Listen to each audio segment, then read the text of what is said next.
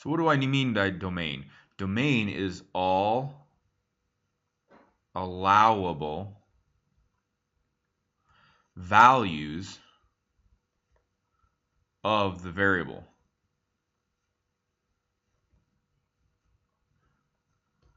So it's a lot easier to think in terms of not what values the variable can be, but what values the variable cannot be.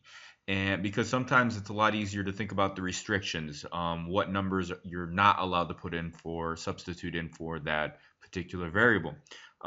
Because of that, if you can't think of any values that are restrictions, any values that are problems, we consider that to be all real numbers.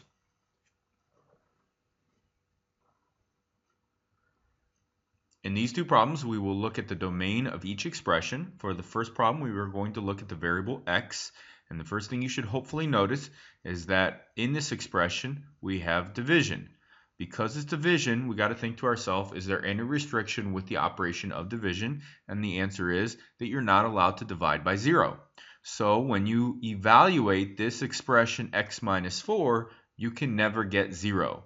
So x minus 4 cannot equal 0. So then what you have to ask yourself is, well, what value of x will give you a 0? Now, some of you can do this mentally, but what you do is you set the expression equal to 0 and you solve it.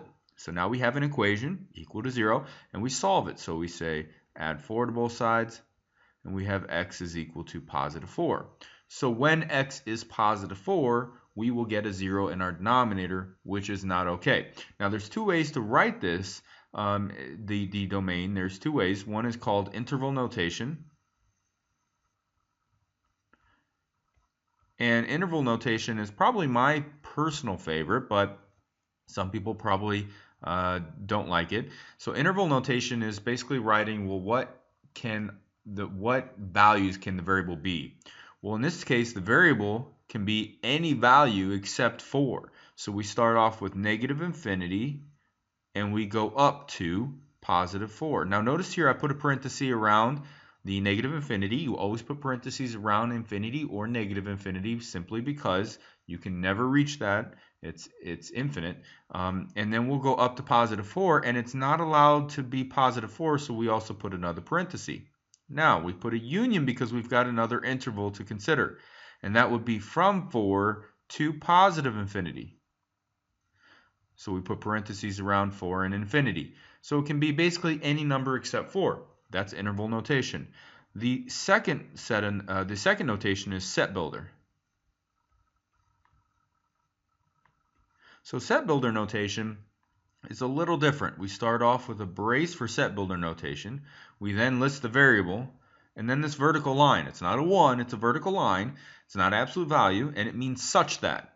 So we say x is such that, and then we define what either x is or what x is not. Well, it's easier to say what x is not. X is not equal to 4 in this case. So that would mean that x can be anything but 4. All fractions, decimals, positives, negatives, 0, everything except 4. And then we close the brace. So that's set builder notation. Problem number 2 is a little different because now we have a square root. And so fractions and roots are the two cases where you might want to think about restrictions. And what are we not allowed to square root? What is undefined in the set of real numbers, and that would be square rooting a negative number. So we're not allowed to square root a negative number, which means y plus 7 must be greater than or possibly equal to 0. You can square root 0, you can square root any positive number, but negatives are undefined in the real sets of real numbers. So we solve this inequality. We subtract 7 to both sides, and so we have y is greater than or equal to negative 7. So in this case, problem number 1, we were defining what x could not be. In this case, we were defining what y can be. So it's different per problem depending on what the problem, depending on what operation is being done in the expression. So again, interval notation, I'll abbreviate that as IN, would be like this. We start off with negative 7. It cannot be anything less than negative 7, but it can equal negative 7, which is why I put a bracket, open bracket on the left side next to negative 7. It then can go to infinity. All right, that's interval notation. Set builder, I'll just abbreviate that with set. We again start with the brace. We say y. Now pay attention. It's y, not x this time, such that. And then we define what either y is or what y is not. Well, we defined in this situation what y is, so we'll just repeat or copy that.